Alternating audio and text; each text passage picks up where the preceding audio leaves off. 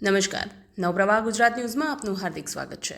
વડોદરા ગ્રામ્ય ડીએસપી સાહેબના માર્ગદર્શન હેઠળ એલસીબી પીઆઈ સિસોદિયા સાહેબની ટીમે કરજણ તાલુકાના ભરથાણા ગામની સીમમાંથી વિદેશી ઇંગ્લિશ દારૂનો આઈસર ટેમ્પો ઝડપી પાડ્યો।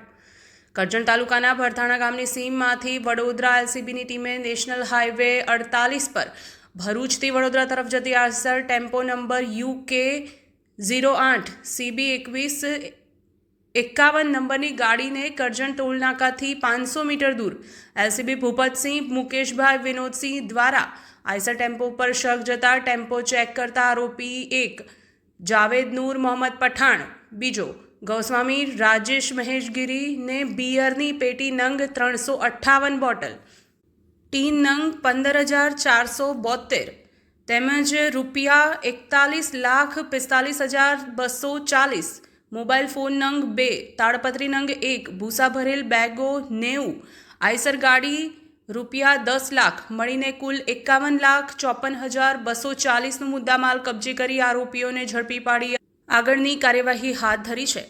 નવપ્રવાહ ગુજરાત ન્યૂઝ, હિના પંડ્યા।